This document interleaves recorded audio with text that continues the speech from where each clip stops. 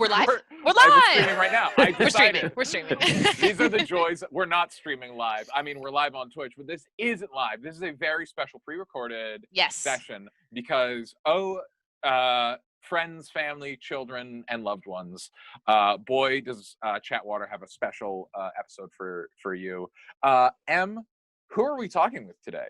We are talking with Allan, who is the founder and lead designer at Twin Drums, which is a design company based in Berlin, and they are he's the creator of the Wagadu Chronicle, which is an afro-fantasy D&D setting based in 5 for 5e, and we are so excited to bring you this session of chatWater with this interview we have with Allan. We're going to get into that after our intro here, as we normally do, but we'll do some announcements. We're actually going to save discussing this week's episode of chatWater for next week because we're technically mid-battle, and you know, a lot of us are on the run from giants. So we'll get the chatWater. We will get there eventually, and that's really the spirit of our show anyway. So we'll do some quick announcements before we get in. First off, a big thank you to our sponsors, Legendcraft and Silverwing Armory, makers of fine RPG products, both Canadian companies, both companies we love very much. Both of them have awesome projects going on right now. The Magna Trackers from Legendcraft, as well as the Lore Keepers bundle from Silverwing Armory. So if you like anything that they do, check them out on Instagram. All of the links are on our Instagram as well, and Cody's going to throw them up in the chat too right about now. And then you can enter the code Blackwater for 5% off at Legendcraft and 10% off any of your at Silverwing Armory for any of your purchases with them. As always, a big shout out to our dice goddess, Keisha at Fairy Dragon Dice, fairydragon_dice. She is the maker of amazing, beautiful, customized resin dice. She has made some for each of our characters here on Blackwater, and honestly, mine roll great. So I'm never going to not roll with them, and they're also the most beautiful things that I've ever seen for dice, and they're all about Neppy. So I can't help but love them. So please head on over to her Instagram to check out what she's got there. She might have some spooky sets and some raw sets that you can take a look at in her shop. And then we love Tiana, miss._Marston on Instagram, our campaign artist. Her commissions are closed for this year, unfortunately, but she will have more spots opening up in January. So if you missed her commissions, but you do want to get some art done by her, patience, and you can go DM her at some point in the new year to get some art for yourself. We have our Wednesday show. Our monthly one-shot this month is Werewolf with a Werewolf, joined by our very good friend Adam DeMarco, who plays Randall Carpio on The Order. And so he's going to come play one of our favorite games, Werewolf, with us, GM'd by me. And I'm really excited about it. This will be my first time GMing something on the channel, so it's going to be a delight, and we're all going to get really suspicious of each other, and we'll see how it goes. And then we will be back on Saturday for our main campaign, all dressed up, of course, because it's Halloween. So if you don't have anything to do on Halloween, please come hang out with us. We would love to see you there. There will be lots of candy eaten by all, and we'll all be in costume. If you do have something to do on Halloween, cancel it. Cancel and it. come and watch us play. Yeah, we will be playing our main campaign, of course. Or you can just watch it on YouTube, like later. You don't have to build your social structure around our stream. But you could if you wanted to. You could, but you know. You don't have to. So other than that, I don't think I have any other announcements. Also, November is going to be subscriptions. Thank you to all of you who subscribe to us. We really appreciate that, whether you're subscribing through Prime Gaming or you're just subscribing to us because you just do that. Thank you very much. Your subscriptions help us do this thing that we do, and they help us fund big projects that we have in the works right now. And we've got some amazing stuff coming out in November and December and January. So keep your eyes tuned here. Give us a follow on Instagram. Give us a follow here on Twitch, and subscribe to us if you'd like to. But yeah, that's it. That's all I got for announcements. Okay, ready your butts, because we're about to talk to Allan. If you ever want to talk to somebody who has come from a game design background, been DMing for 20 years, set up their own system, released it, and is now converting that tabletop RPG system into a video game, boy, have you got a specific set of interests, and are we going to satisfy them? All of them in one interview. Please, before like in the interview, we did pre-record it, so you'll hear us kind of go through it. Please make sure you back their Kickstarter. It ends at the end of October. It is fully funded, and they are currently backed by Riot Games, who created who are the folks behind League of Legends and stuff like that. So if you want to help them create some of the most amazing, continue creating some of the most amazing D&D work that we've ever seen, as well as this completely revolutionary MMO game. If you're an MMO player, please go fund them.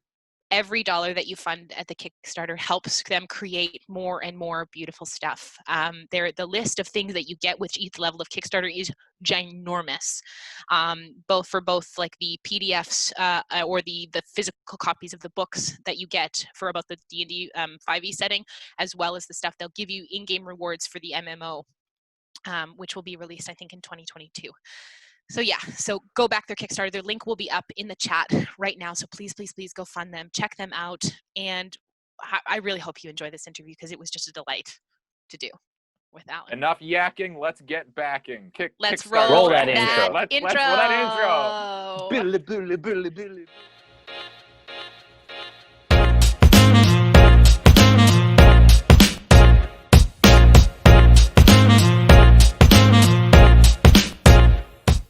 And we're back. Hello, everyone. We are joined by Allan from Twin Drums today, and we're here to talk about the Wagadu Chronicle. Allan, it's so nice to have you here. Thank you for joining us. Thanks for having me. Oh, this is so great. Yanis, we probably have a bunch of questions that we've been kind of sitting on. Let's go for it. For the people who don't know, tell us a little bit about what the Wagadu Chronicles are. Yeah, sure. So the Wagadu Chronicles is born out of a bit of a personal research and project that I started a couple of years ago. So I'm half Ghanaian, West Africa, and half Italian. And I've always wanted to know more about my Ghanaian side. I mean, I've lived there a bit as well, but you don't get to hear a lot about pre-colonial history on books or even at school.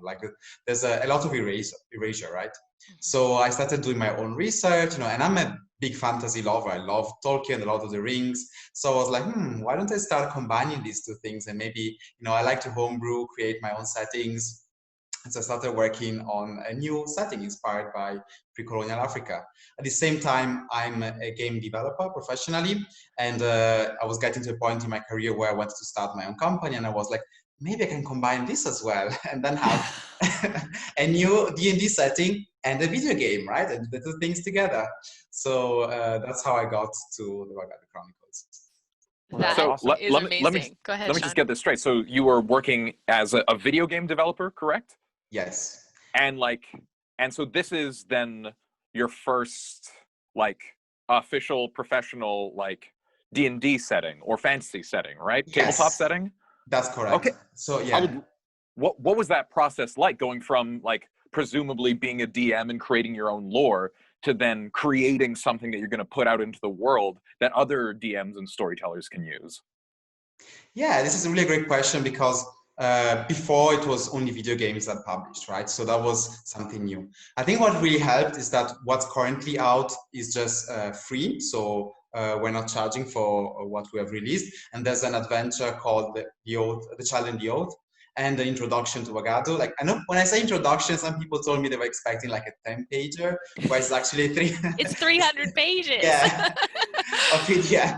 So I got people shocked in a good way when they saw it. But I think that really helped me a bit make the process a bit less stressful, because I knew, people are not paying for this. We're doing it as a thing just to kind of spread knowledge about the setting, to kind of expand a bit imagination. I think it was the right time as well, what was going on.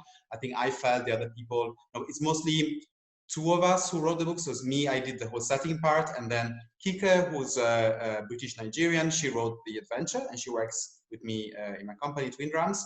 And then we were like, I don't know, let's do this for free. It's less stressful.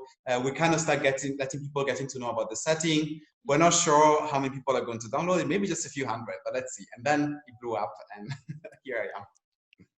I have been following you folks for, I think, probably maybe maybe like a year or maybe two.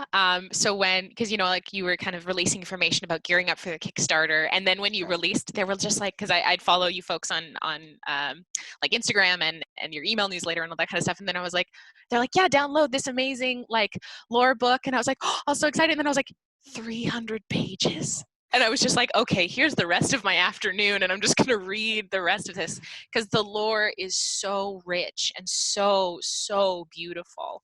And the art, it's like, oh man, our campaign artist, a friend of ours who works with our group to kind of do all the art for us of our characters and stuff, Tiana, she's read it and she's like, the art is unparalleled. So like, can we talk a little bit like what was it like for you, like drawing from different inspirations to like create this world? Because I know you talk a little bit in the lore book about drawing from different African cultures to create the lore and the art of Wagadu. Yeah, so I very much agree. Like the artists who worked, and contributed to the book are just awesome, all of them. So Yes. I've been incredibly lucky, and I think it was really humbling for me to have people of this caliber working for me. And especially in this case, it was all for free, because I just told everyone in advance, hey, this is just going to be a thing I'm doing for free. And people were like, I think this is cool, I'm going to help you. And then it just ended up being really amazing people, amazing art. So I still cannot believe in myself.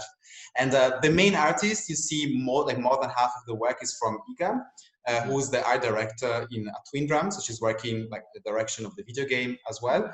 But actually everything started with a D&D session, because we used to work in the same company and I was running a D&D game. I actually had another artist I started collaborating with. Then it's a bit of a sad story, because they didn't realize I'm queer, and when this came out, they made a step back from the project, which was a bit of a wake-up call as well for me to be even more straightforward about it. I think the whole project became even more queer, because I'm like, you know what? People should know in advance. If these people still exist, unfortunately they do. Let's make it clear. Let's filter them out. And Iga was like, you know what? Let me help you for a while you find someone else. And then she never left. Yeah, she's been doing an awesome job. She's not African or Black herself, but she's been really researching a ton. At some point, like I see her massive documents, PSDs with all of the links to different cultures. I think she's at a point where she knows almost more than me on like many African cultures. So it's really awesome to work with her. Well, I would. Well, you're saying you were like really interested in like studying, the erasure and the pre-colonial, like what was that process like? Researching that, and then like how do you decide, like what I'm asking is what was the process trying to find this stuff that's difficult to find because of all the erasure, and then what was the process of translating that into this setting? So I think the process started with my own experience. So like my mom's family is from Ghana, I live there as well. And I heard stories from my grandmother, from my mother, and that was already like a starting point. I mean, luckily I have been very connected to Africa and to my Ghanaian side. I know that's different for people from the Caribbean, so North America, because of the different history. So I had that privilege that I could access like my African side. But I realized as well, like I grew up mostly in Italy, and Italians worship their own culture. It's like I had to study Latin for 6 years and ancient Greek for 5 years at my school. Oh my gosh. So yeah. So it's really like like a big thing, like a reading Caesar and this. And I was like, wait, I want to know more about the other half as well. Like, why is there this imbalance? And when I started questioning, asking more around, I realized many Africans themselves know more about Napoleon than they do about like many African kings. So I realized this, and then when you dig, you realize there's a colonial agenda, right? Like the African cultures, are kind of being hidden, put underground, and then Western culture is above everything. So I was like, no, I'm not going to accept this, and I started researching, and that translated into a lot of these books, because a lot of stuff is not on the internet. That's just a fraction. I mean the shelves would collapse if I had all of them behind it. And on the process, I think that's a great question, because what I did, as I mentioned, I love Tolkien, and I think some people say like, oh, this is like, difference is like you went away from Tolkien, or like from Tolkien-esque settings. I would say something controversial. I think this setting is more Tolkien-esque than most others out there, and I'll explain why. Because Tolkien, what he did was like looking at, he was a professor in academics. He was looking at real world cultures, Northern Europe, Gaelic, so on, and then looking at these original sources of real mythologies, and then combining them and the languages and so on into a fantasy world. And I did exactly the same with African cultures. I kind of split the continent into 7 parts. It's very big. And then I started researching, focusing, and then looking into making this fantasy and fun. Of course, you will see some archetypes to recognize them, but that's a bit because archetypes exist in all cultures, and a bit because, I think there's a lot of good things from traditional fantasy, from Western fantasy. So it's a long answer, but I hope that clarified.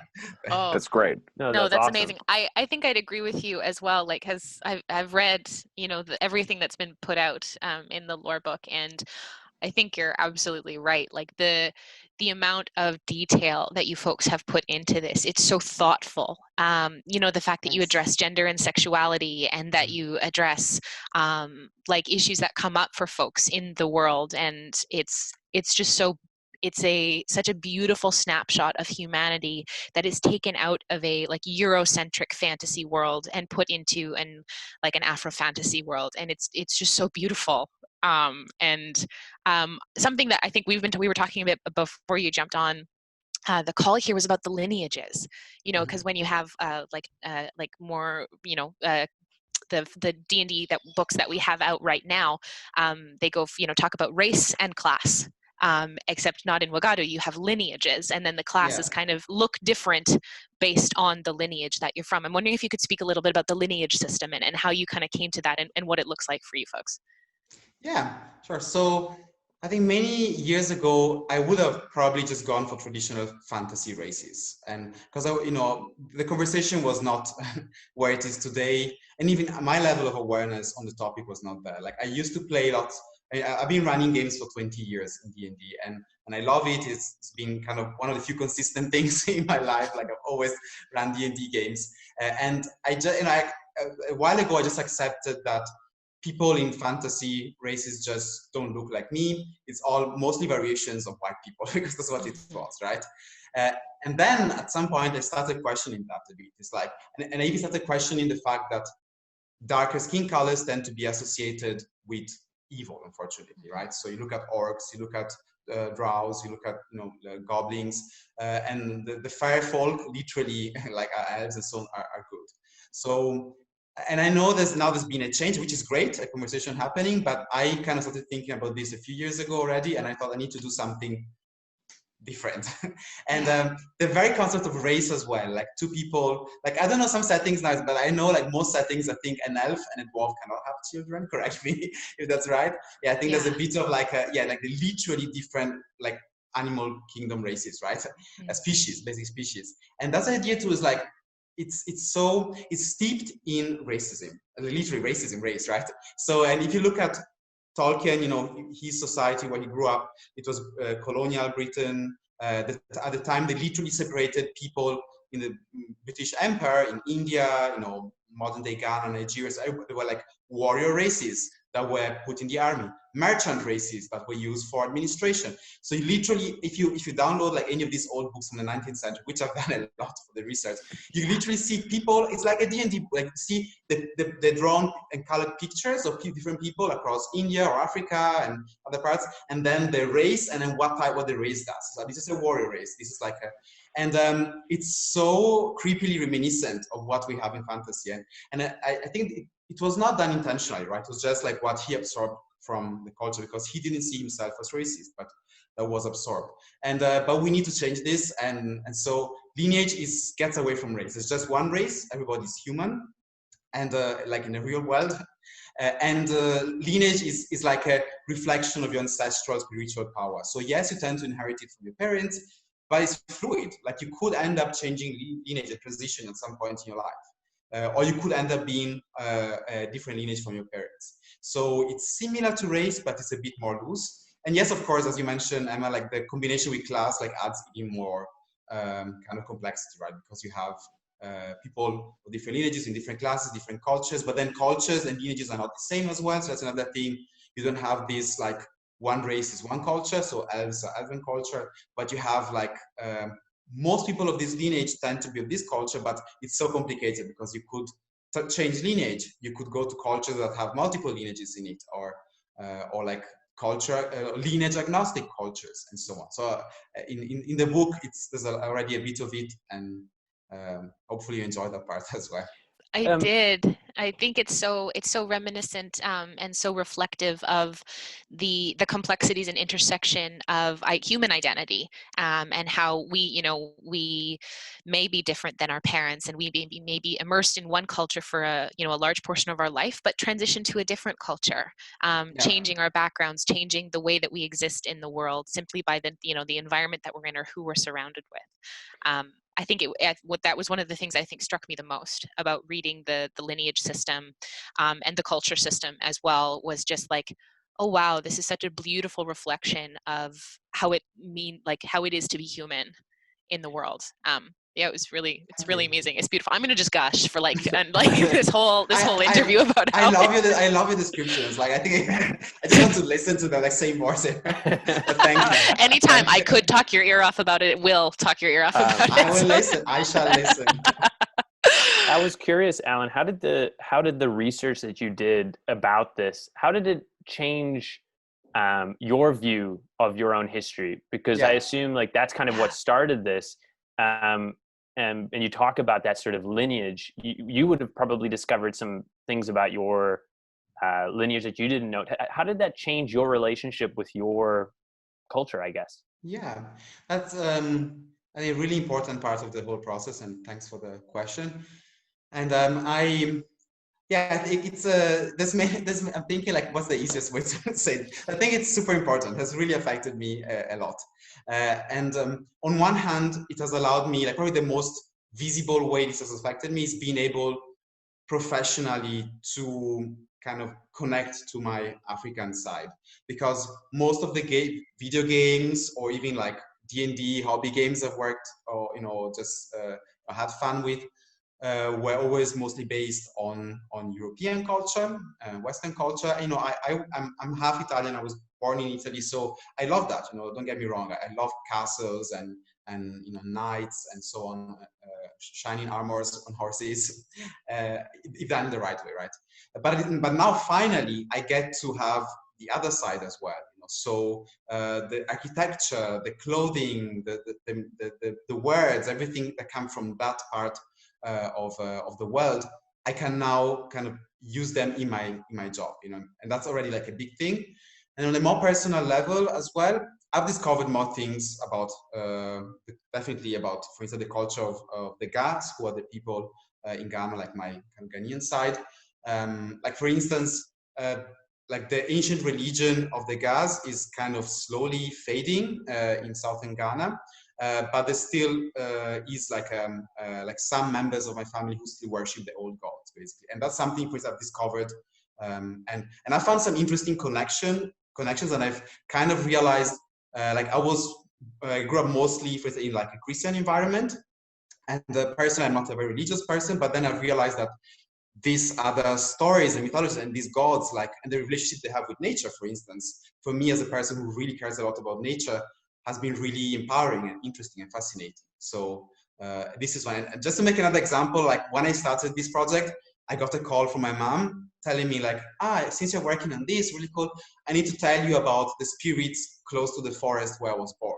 And I was 30 something years old. She never told me about this, and all of a sudden this story came up. She told me about the legends and the spirits and the kind of dwarves and ancient tree spirits that lived in the forest close to where she was born. And so this is just something, like, just like my personal life is developing. Like, I'm learning more about myself, about my culture. So that's really amazing. I think what's really, really awesome about it is that for me, like, it's very exciting to see something that is not a Western fantasy setting. Like, I mean, I don't want to say it's overplayed, but it is kind of like overplayed. Like if I have to read another fantasy novel about elves and dwarves, like it's kind of gets a little boring. So I think it's so exciting that we have these new worlds to sort of delve into that are not only new and interesting, but are educational. They expand our understanding of the people who we share this earth with. And I think it's really cool that, while learning about this, instead of it making a bitter resentment at the fact that it was erased for so long. It's more like you're coming out and saying like, look at how wonderful this is and share it with me. I think that's really, really awesome, because it's wonderful stories and wonderful things that I think deserve to be shared. Let me just hop onto that. I mean, I'm really, because what I'm really curious about is, you put in all this work, you come out with this 300-page PDF, and then you're like, man, 100 people will be into this. Like, we got some people doing art. What was the response? Because you said it blew up, but like, what was that actual process like? And what was that like for you to have this thing that you've created and put so much passion and effort into be recognized and, now turning into a video game? We'll get to that. But yeah, what was that process from just dropping it and moving from presumed obscurity to then like celebration on like a global stage? Yeah, so this is something joyful, I can say, of course. And I think it's strange because things just happen, and then it takes a while for you to fully realize, right? Like it takes sometimes. And I definitely felt like, I think at first moment when I realized, okay, this is not just a bunch of people around me, like really good people, but just a bunch of people around me thinking, okay, Allan, we think this is cool. Like there's something there, like Iga, the art director I mentioned. I mean, first sign was in beginning of this year when I started being more active on Twitter. I say I because the Twitter person is actually me. Like I'm doing most of it. So I could say we, but actually it's just me. It's like the hamster running behind the wheel, like on the wheel. And again, that was the very first time when something similar happened, because I actually did all my predictions and I compared to other posts, and I thought, like, okay, I did all the equation. You know the meme of the lady with all the numbers? That was like me saying, yeah, like based on like the amount of followers we have and everything, similar post. I think I should be aiming for 300 likes for this first like big post that we were sharing the first art and the whole theme of the game, and that got like, I think 10,000 likes, and I was like, okay. That's when I realized, like, oh, there's more than just like a bunch of people. There's more than 100 or 200 people who care about this. And that was, but still, it's in mind, there's a little voice in your head going, that was just a fluke, it's like, it's, this is, be careful, this is not real. And so you keep on working hard. And I think that the latest set was, of course, the Kickstarter and the release of the free book. Like, I don't even know, because people are just sharing it like on their own private channels and so on. And the tracking, I didn't set up the tracking very well, to be honest, full disclosure. So I know the book it's definitely now at the tens of thousands, like, I don't know, like, yeah, it's just like many tens of thousands of downloads, which is just like way more than, and it feels great. Like I feel like I'm having a bit of an impact, right? Like my personal story is not just about me, but like, and I'm so happy, like so many people don't have like, any connection to the continent and not of African descent, but are still so interested. And, even being here now at, this kind of stream with you, it's awesome that, you're like, oh, I want to learn something new, and I'm really curious about these cultures, and I want to see fantasy evolve into something more than just, the usual. So yeah, joyfulness.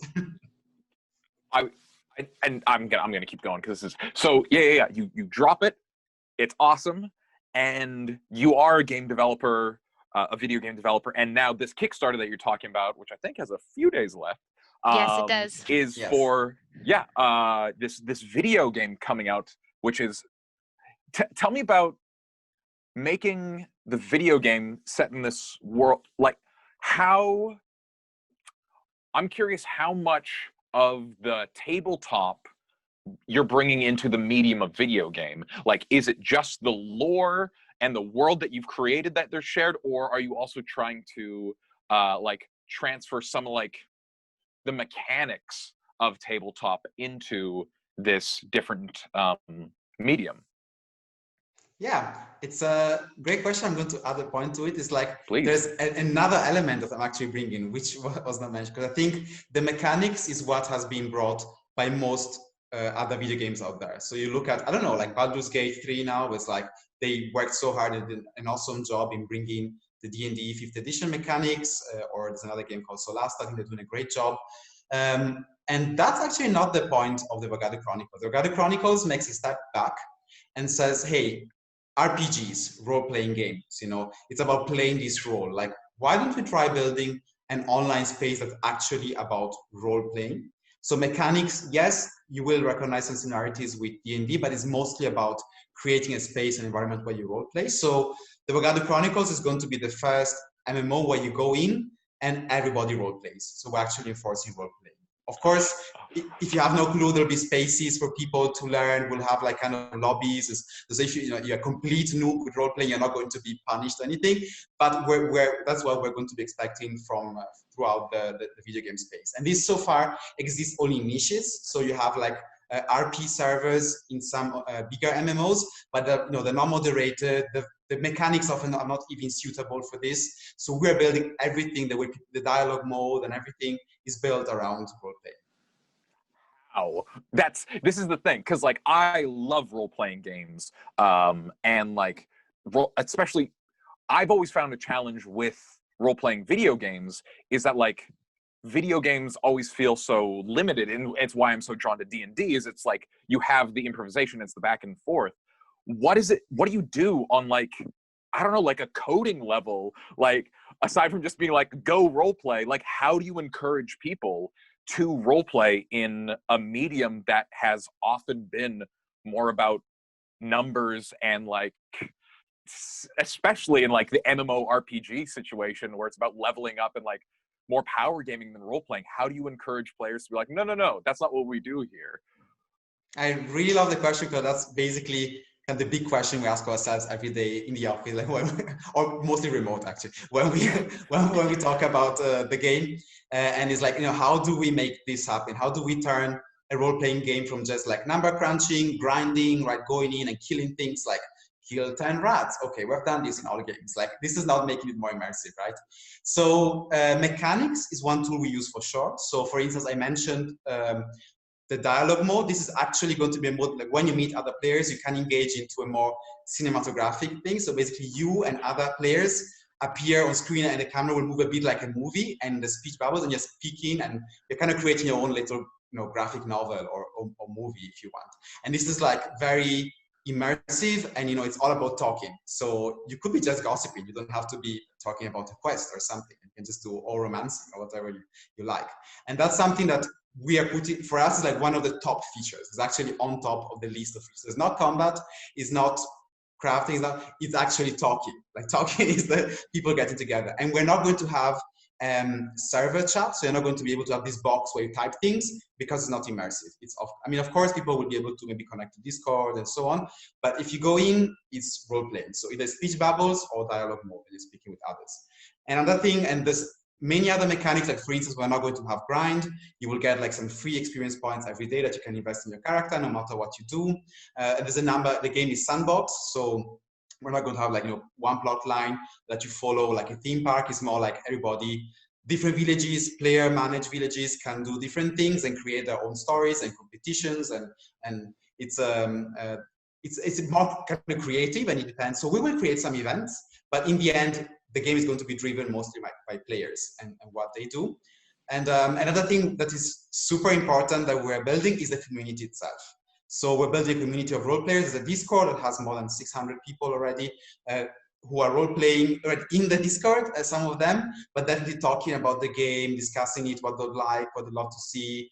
And this will help us in moderation as well, because that's a big factor, right? Like how do you moderate such a game?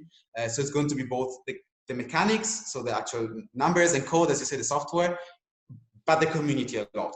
I'll say even more the community. So that's why so many things are, that's one of the reasons as well why we're releasing things so early. It's one of the various reasons why I decided to release the setting early as well, on top of like, hey, I'd love people to just be able to just have this, and even people who have low income as well, to just enjoy this. And you know, we'll not be able to do this forever. Unfortunately, it's a business, but yeah, as much as possible. So then, oh, sorry, no, I've been talking a lot. You go ahead.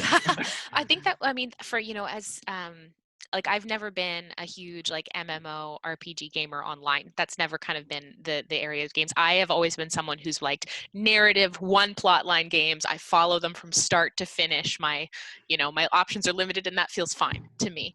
But I think that this has been a role playing game where it's been like, oh my gosh, like the amount of freedom that you have in that game to just go and be and exist in a world where people also want to be and exist in this world, and it doesn't seem forced. And you might have some players who follow the events kind of more, but you could also just have players go and exist in that space, and like create this like beautiful social community that is rich and like enriched and with deep story. And I think I'm going to throw it back to the RPG setting for something, and like was something for me, that when I was reading the story, especially like the Child and the Oath, and talking about some of the kind of creatures and the monsters per se in it, it's like combat is not necessarily like option number one. It is creative problem solving and engaging with these potentially more malevolent creatures, and figuring out what's going on with them, talking, interacting, role playing with that, telling a story rather than just like we're going to show up here and just kill everything. And I love that, because while D&D always like the 5e as it is now in the more canonical book D&D setting says, hey, you can show up here and here are all the mechanics for exactly how you kill things. And that kind of creative problem solving is not necessarily encouraged. So I really appreciated how much how it is in the Wagadu setting. And I love that, as it's like a complete flip on the head of what it means to engage with the world. It's really, really cool. Very happy to hear this. Thank you. My pleasure. And I believe your MMO, and correct me if I'm wrong, but your MMO is not going to have player versus player combat either, right? You're going to bring that same sort of feeling of like, it's not about fighting one another. It's more about, and the other thing that I think is really cool about it is that the community you speak of bringing to an MMO. I've never been a big MMO player. My brother was a huge World of Warcraft fan back in sort of the heyday of World of Warcraft. And I remember specifically the thing for him that made it so special was the friends he made while playing it, which, I mean, I think is the one thing that really contributed to its huge boom at the time, was it did become a community-based game it was more than just the game. It was the people that you played with on a regular basis. And that's really been missing, I think, from MMOs since then, really. And I think that's awesome that, you're what we've talked often about, what makes tabletop RPG so wonderful is the community. It's the people you play with, it's the people you meet. It's what makes what we do with the streaming so wonderful is the community we've built. And I think that's so cool that you guys are bringing that into the video game setting. Sean, you had a question? Thank you. Well, I just so you know, the whole bit of our show is that M knows everything and like researches, and I always coming in as a blank slate and like sort of flail around. So I spontaneous, you call it, right? There you go. I haven't actually gone through the 300 PDF thing, and so please explain to me and our audience. I'm the audience surrogate. Like this is juicy to me. So you've set up like monster stat blocks of like these are potentially bad things, which, you know, if it's in the monsters manual, like this is the giant, this is how you kill it. Please explain this twist that you've put on it, because that sounded super juicy, but I don't actually understand what that looks like yet. Where it's like attacking violence isn't necessarily the first choice. How do you encourage that in your 300-page PDF? Yeah. Your book. Yes. So I think it was a bit challenging at the beginning to come up with, a way to. At the beginning I thought about maybe some specific mechanics or something, like how to build some sort of dialogue system, while you're like trying to. And I know there's a couple of systems out there, right, to get people to make dialogue more engaging and use that as a way to resolve conflict or some quests. But then I just realized there's so much creativity to just having people, DMs and players come up with their own ways. I just decided to settle for writing some hints on like, hey, this spirit, because usually spirits or ancestors on the book really like this. So if you give them this, they're probably going to be nice with you. So It's kind of like appeasement tips. So how do you appease this creature? And so almost everyone has. There's one that famously hasn't got it, and some players are like, "Oh, this one is a really mean one." It's like some spiritual hippos, and hippos are like, yeah, after mosquitoes, they're the animals that kill most people in Africa. So I thought, like, you know what, I'll make an exception for hippos. Those, like, this kind of spirit alien hippos, those are super mean. But all, yeah, and maybe there's a way to appease them that hasn't been discovered yet. But for all the other spirits and ancestors, there's always a way. And even just speaking respectfully, and like, I actually ran 2 one-shots in the last couple of weeks. And one of them, there was a lot of danger and like difficult encounters. They did not fight one single time. And we kind of all did not realize. And at the end of the session, I was like, oh, actually, and they were like, yeah, it didn't happen. And I was even a bit worried because, you know, it's 5 years, spent so much time preparing our weapons and everything and your spells. And they were like, no, that was awesome. It was so cool. And we enjoyed all of the interactions. So yeah, so far it seems like it's working. So if I understand this correctly, you know, if I'm looking at, I've got a zombie, or yeah, let's say I've got a zombie. I'm looking at the stats. It's got this HP, and it's got like vulnerabilities, radiant, and say fire. And in your setting, you would then add like, what would you say, like appeasement, and then there'd be like a little thing where it's like, and also, you know, these particular spirits are like, I don't know. If you feed him, he won't kill you, kind of thing. Yeah. Oh, that's very cool. So it's not all. It's like right there in and amongst the like classic D&D violence, and here is also the maybe non-violent way that we can sort this out as like, and then of course the DM that gives them liberty to expand on how this particular spirit's reaction to food. That's very cool. I like. Why isn't that already a thing? Why isn't that already? That's so obvious. I mean, it's not like that's great. Why? That's such an economic way to just do that. Just like a little thing, and like also these things like this thing. What?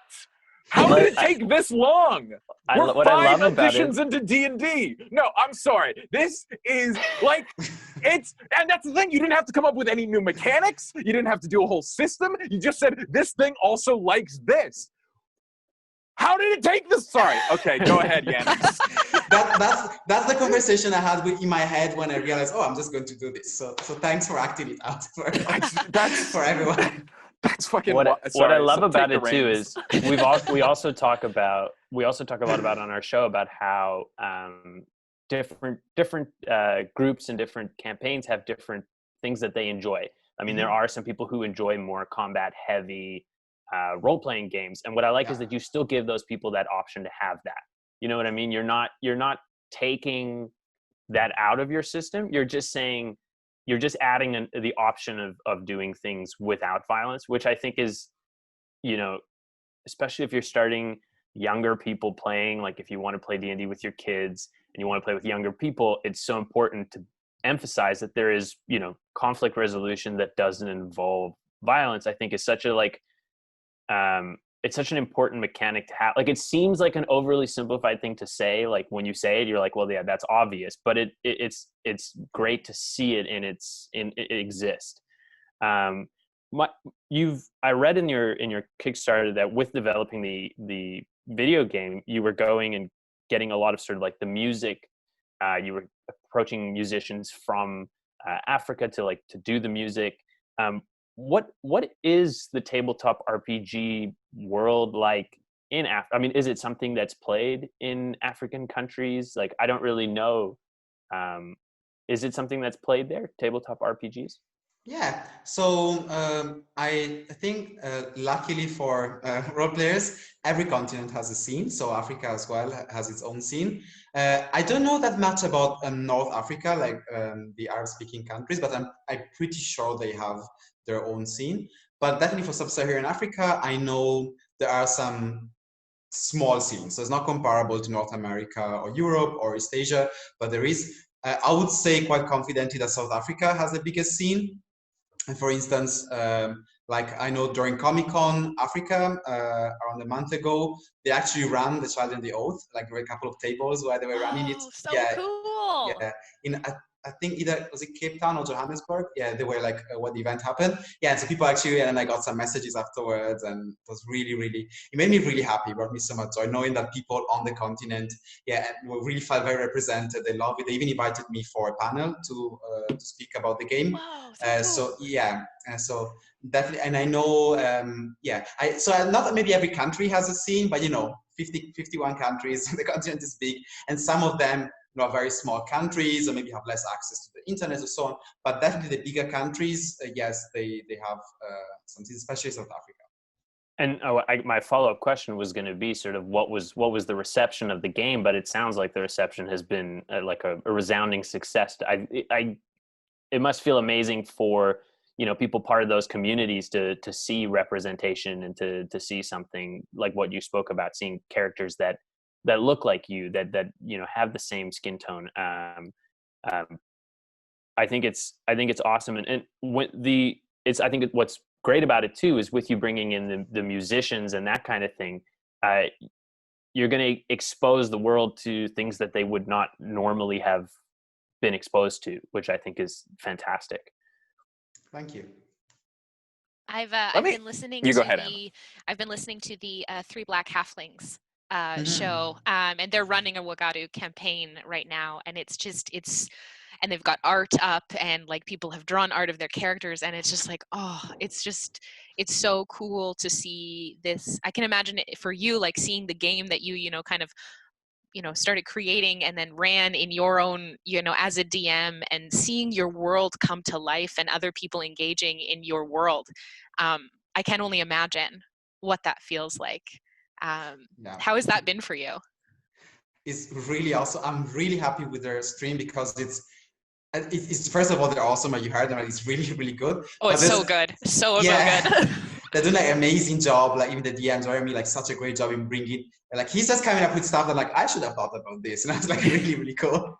So but there's even like a symbolism to it, because the three of them, like one is African American, the other one is African European, and then African from the continent, and they're kind of all together in the UK playing the game.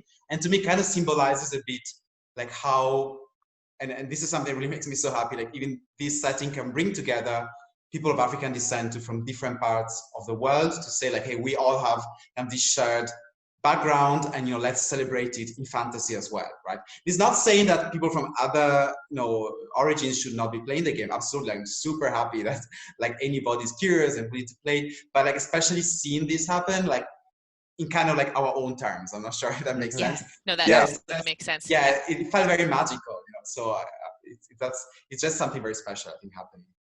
I think it's as a white person, I don't know what it's like to live as a Black person and to have so much of the culture that I've, of my ancestors and of my history erased. And I can imagine that it's an act of reclamation, an act of like standing up and being so unfathomably proud of who you are and your, the rich, beautiful history of the African continent and all of its many, many countries and many, many different types of people. And it's almost like a love song to your history, and being able to share that with the world unabashedly, being so proud of it and saying, here, this is me. This is, a reflection of where I come from and the people that I've, surrounded my life in and my ancestors. Yeah, it brings so much joy to me. Like it's that you've carved out a space for this when it was so needed, especially now, like always, but especially now, as striving for space for Black folks, and folks of people of color and indigenous ancestry in their countries, saying, hey, that fantasy is for you too, and it can look like this. Just makes me really happy. And thank you. Yeah, actually, I will use love song as I love it. Such a great description. I'll steal it from you, just like please, it's yours. Have it. Thank you, Emma. Thank you, Emma. Oh, you're welcome. I grew up in South Africa, and I think that I grew up with sort of the the sort of like the stories of these sort of legendary stories of like the Zulu and the Xhosa and the Sotho when the more I learned about this, the more I felt that sort of like there's something that's almost inexplainable when you meet someone of those cultures, of how steeped in their sort of heritage they are, like how important it is to them. And I feel that sort of same reverence about this game, where it's like, I guess that's why it's so exciting for me to see a fantasy setting of this, is because they have their own cultures and myths and things that are just as rich and exciting as, you know, the Norse and the Greek and that kind of thing. We just don't know about it. It's very cool to see, and it's very exciting to see that whole new, the whole new sort of avenue that opens up for people to learn about.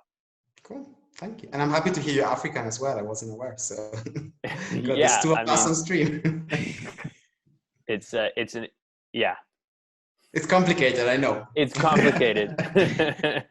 It's definitely complicated. It's especially especially when you leave when you're very young. It's complicated because you leave before you know that there's a big issue, and then you discover after. But it's definitely like you grow up knowing the stories. You grow up hearing about, like with the Zulu, I mean, their prowess as warriors is something they're very proud of, and it's something it's sort of legendary, you know. Everyone knows about, and especially in South Africa, everyone knows about how amazing fighters they are, and even how, you know, when the Western people came to colonize, that was like they couldn't even hold up against them. So yeah, there are amazing stories, I think, that I'm very excited that people are starting to tell. Thank you. I'm excited as well. And there's more, right? It's not just me. I mean, it's like in general, like I can just see more and more of these stories coming, and even D&D role-playing games being used more and more to tell such stories. I think just recently, I saw someone scrolling on my Twitter feed. There was like someone running a game, I think it's Zulu inspired, and another one was like a Nigerian inspired game. And I think they're just copying up. Like many of them are very homebrew, kind of, you know, just personal projects. But I think we'll see more and more of afro-fantasy games out there. And when people ask me like, oh, you want people to copy it? Like, no, it's the opposite. Like I want people to be inspired and to do more. And I've gotten even emails, especially in the last weeks with like all of the Kickstarters and everything, people from the continent or African Americans telling me like, I'm going to do something now, you know, or we were sharing like your PDF, everything, and we're going to start something. And that brings me just so much joy, makes me so happy. It's the opposite of like being worried about being copied. So let me just ask you, how would you, I don't know, do you have any advice or recommend if people have never engaged with Afrocentric fantasy before, which given the history of European fantasy makes most of the population, how, is there a particular way that they should like get into this? Or is it just like, go nuts, it's a sandbox? Like in an ideal world, how would you like people to engage with your setting who maybe aren't familiar with the tropes and mythology of Africa? This is a very important question. And so actually I even addressed it in the PDF as well. So when later you do your homework and check it out, you will find, but it's a really good question because what I can say is that for me, like, you know, if you boil it down to its core, it's really about intention. Like, how do you walk into this, you know?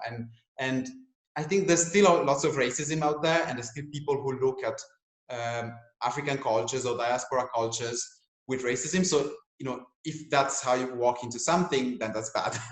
Let's just say ABC. But if you go in like really curious and you really want to learn, and you want to kind of be part, even to some extent, of these cultures, I'm very and the whole team too, you know, and half of us are Black. I'm very, very excited about this, you know. And I speak with a lot of people on the African continent as well. Like they're very excited when they see people from Europe or from the US who are like, you know, white, who engage with the cultures. It's something great. Of course, you do have things like blackface or so on, which are like not respectful ways of. But to be honest, it's just racist. Like, I don't know, I don't see massive ambiguity. I think if you go there, like really, then I do understand there's some creators out there who say like, hey, I'm creating this story only for people of color like me. And that's respectable as well. I get it. Some people are like, after everything that's happened, we need to create a space where it's just going to be me and these other people of color, whichever story. Or sometimes queer people do this as well. This is a queer only space. Fine, and I think that should, is respectable, is understandable with our history. But overall, and definitely for the Wagadu Chronicles, I think it's a lot about respect, engagement, curiosity. And I think, you're basically 90% there if you say like, I'm curious about this and I like this. Cool. That's awesome. Right on. Yeah, I think intention is the key word to that, is like, the intention that you approach it with. It's definitely something that, I've chatted with Em about with the game, was just sort of like, there's a you want to approach it and you want to be respectful and you want to, do it in a way where you're not creating more harm, even if it's unknown, like, by mistake. But it is, I think you're right. The intention, I think, is the biggest thing to keep in mind. Mm-hmm. Yeah. I something that I think has always really, I've always loved about, the Wagadu sweating, especially as I've learned more about like you folks as creators, is that, the main creative team is like half Black folks, as well as, also quite queer identifying, and also a lot of like lady identifying folks in there as well.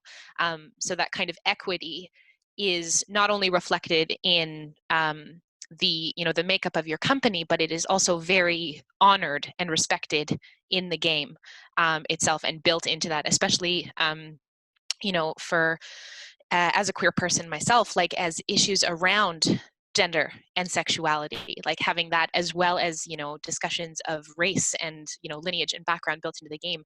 I'm wondering, like, if you would be willing to speak a little bit about that, and like the inclusion of the aspects of gender and sexuality in Wagadu as a setting. Yeah, absolutely. And it's there's definitely two kind of pillars to this element of the game and of the setting. One is, of course, my personal journey, right? Because I'm a gay man, and especially growing up in an African household, because of, and to be honest, one reason is the colonial history of most African countries. There's often very, very strong religious views, from the Western religions like Christianity, so that tend to, unfortunately, to oppress queer people, queer folks. So that's something that I experienced, and so that was kind of my personal story, and was like, sometimes you find it, and I know that POCs in general tend to have that a lot as well. Like, every queer person, but sometimes you have the double thing, like double whammy. As a POC, is like you have the double challenge of having to deal with the cultural conflict as well. Yeah. So that was definitely the beginning of my journey. But then I realized, and so one thing I knew for sure was that this setting, no matter what, was going to be very queer positive, because that's just, and the experience I mentioned as well before, I hinted at the beginning, that the first artist I worked with, who was this really kind of young, awesome, like very international, well-traveled Black artist, after almost a year of working together, somehow, I made a mistake, I guess, of not walking and saying like, hi, I'm gay. It's like, which I apparently, like, I thought I did, but maybe I didn't, apparently. And this didn't end up well, because when he realized, he was like, oh, I don't want to support any gay agenda. That was literally what he said. And I was like, and I was like, it's so sad, because we have to deal again, we have to fight against racism as Black people, and then, oh wait, I have to remember this thing as well, we have to fight between each other. It's like so sad. So I realized, okay, this is going to be a queer positive world. But additionally, there's a second element, which is me researching more pre-colonial African cultures and realizing there's so much queerness, so much, and even throughout the continent, all over. We mentioned South Africa, East Africa, West Africa. There's like kind of third genders, and there's even the god that like my grandmother used to. The name she called the Christian god is Atanyumo, which is the same word that was used for the pre-Christian god. It's kind of blend together. There was never like a clean cut. Like her grandmother was believing in the the old ancient god, and then kind of switched. And that actually, I never thought about it, but when I was researching for the game, I just saw a quotation about it, and it was like, yeah, just like, for instance, the god, which is grandmother, grandfather, because it's bi-gendered. And I was like, nah, I never thought about it. It actually means grandmother, grandfather. And this is so different, like that many gods have like double gender. Many ancestors are represented with like both genitalia. So they have like breast, penis, beard, and that happens throughout a lot of art, like Mali, other parts of the continent.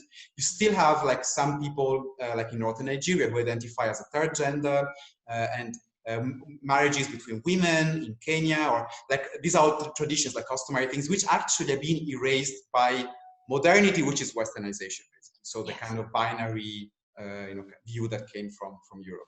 So there's the Wagadu Chronicles is sort of the child of the queer positiveness of this is both my personal journey and, to be honest, just the sources, because I'm like, if I had made this like a very heteronormative world, I would be ignoring a lot of the source material.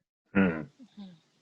And like, it's because with more Eurocentric worlds, there is obviously the assumption of like cisgendered and heteronormative, like especially in like, there is no rules in, traditional 5e setting against it, but the inclusion of queerness and the inclusion of gender creative folks is often up to the discretion of the players themselves in a game, and the DM themselves. And that's something I'm really proud of here at our stream, that we do our best to include queer folks, gender creative folks, and have that be like a mainstay in our game. And some of our PCs are queer, and as our players are queer as well, but to have that written in as a staple of the core literature around the game, that like this is something that should be included in your world, is wonderfully affirming for all queer folks who are reading it, because like, wow, I don't have to carve that out in the game that I play in, that it is already built into this. There is already space for me here, especially, I know, as you were saying too, as I can imagine, as someone who has that intersection of both, being a person of color and a queer person, to have that space be written for you. I think you said something amazing, because it's really about making it official. And yes, one can always carve the space, right, and create kind of from everything. And often we queer people are really good at it, right? Like kind of creating. We create our space because we have to. Yes, we have to, right? Like no matter what. But in this case, one example for is that I looked at the gods of Wagadu and I made many of them queer, and I made sure the majority are not male. So that was, for instance, a big, because if you look at the gods of many other settings, yes, now the designers say this is is queer positive, but I don't see any queer gods, or like very few, right? So if there's like 92 gods and just one is queer, probably with a retcon queer, I'm not happy anymore at this stage, or at least as a creator, because I have the privilege of being able to create something. And like, no, it's going to be way more queer. And which, of course, that's the thing. It doesn't take anything away from like someone who's not queer. There's still a lot of non-queer things, that non-queer gods, non-queer characters. Like it's a sad that some people see this as like, oh no, this is taking something away from me, because it's not. It's just adding more. And I do remember who mentioned at the beginning, but even the afro-fantasy in the Wagadu Chronicles itself is not about dethroning Western fantasy or Tolkien or the traditional D&D settings of Forgotten Realms, which I love. It's just about adding something and expanding. Giving DMs, regardless of, as long as you're coming to it with a place of like intention and respect, giving DMs an option for, either to set their games there or to have it as an addendum, as like in those opening lines of talking about Wagadu, in the lore book of talking about Wagadu as a sort of purgatory that you fall into with no ability to getting out.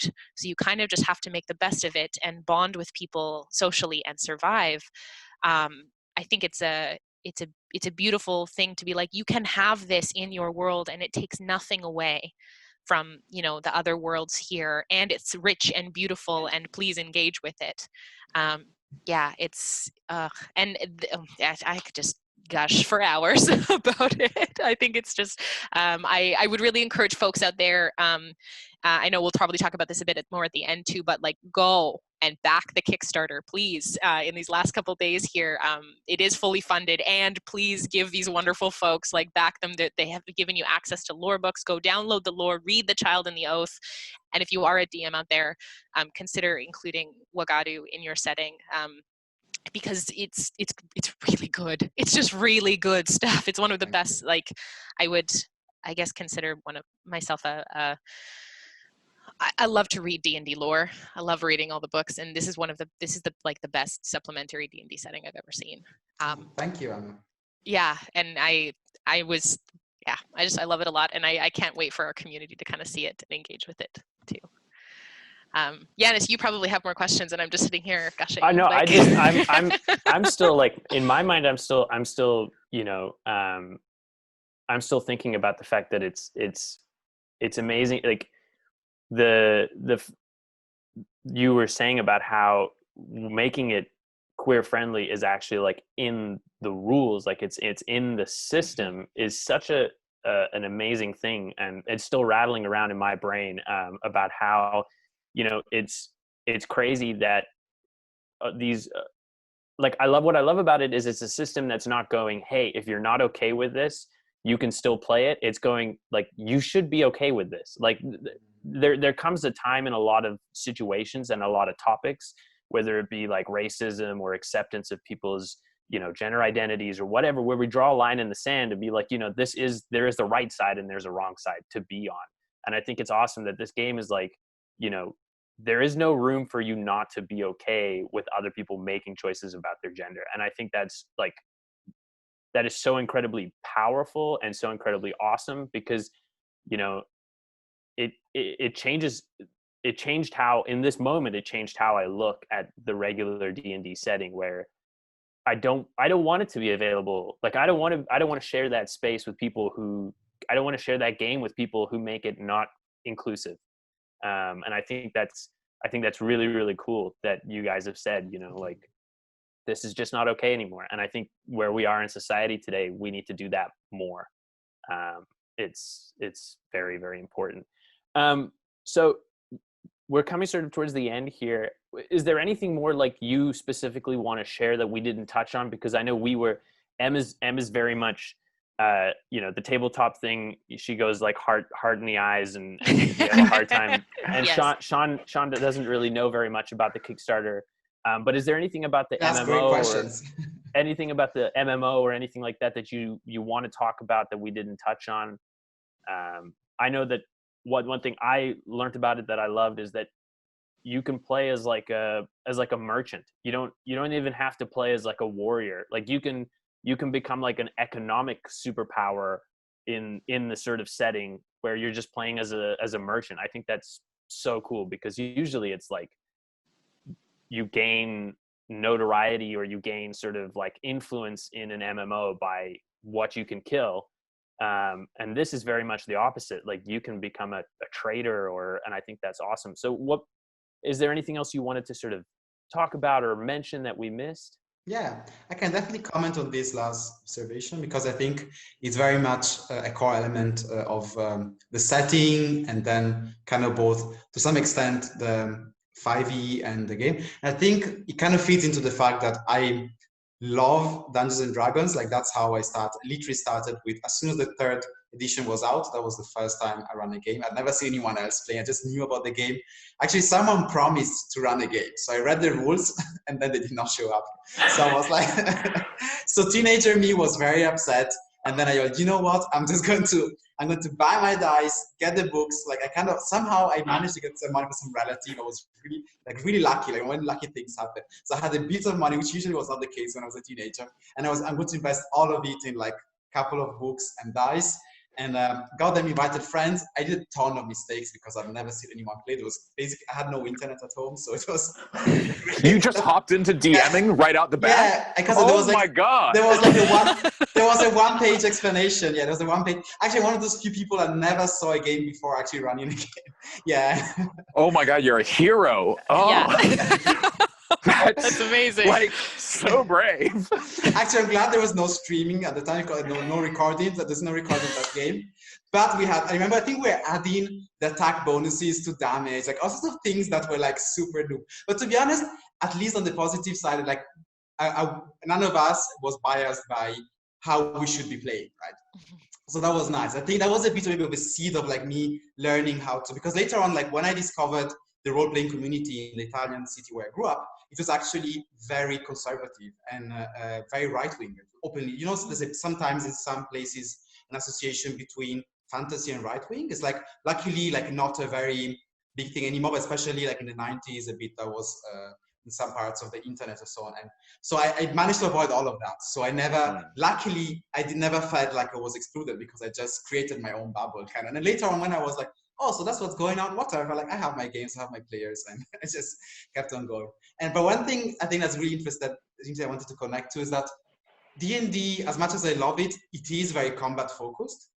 So when discussing how to build the MMO, like I decided to get a bit away design-wise, like from the full rule set. So there's definitely many things that are present in D&D and you find in the Wagadu Chronicles MMO. But for instance, the skill system that is at the core of the game is different from D&D because you can literally avoid investing in skill battle, like in battle skills, and completely invest only in like farming and, as I said, like traveling or pets or, you know, whichever. And so at that point, you can create a character that like cannot fight and maybe needs to hire someone to or make friends who are like really good.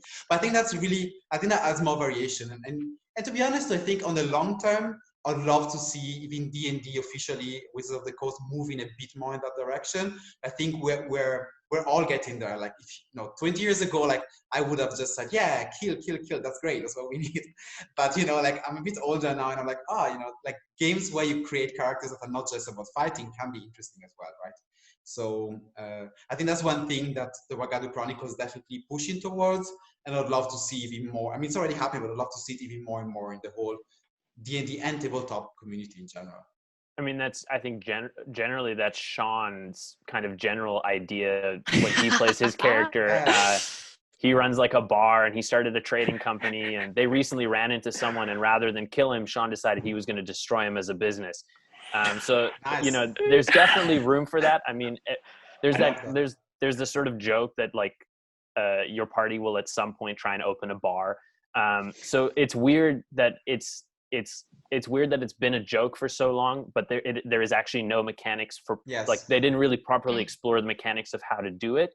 I mean, there are mechanics, but they're kind of weird and they don't really, they're not too in depth, but it is something that happens a lot. And so I think it's really cool that you guys are taking that, because I think about how that changes the dynamic of an MMO, because, you know, if you think old school World of Warcraft, you know, whoever had the newest armor or sword from the newest, you know, raids, they were the most powerful people on the server. But now, I mean, you could be the guy who trades everything, and you have all the money, and you can hire whatever sort of bodyguards or whatever you need. It changes the dynamic of like the sort of general power structure or influence structure in a server massively. I think that's pretty cool.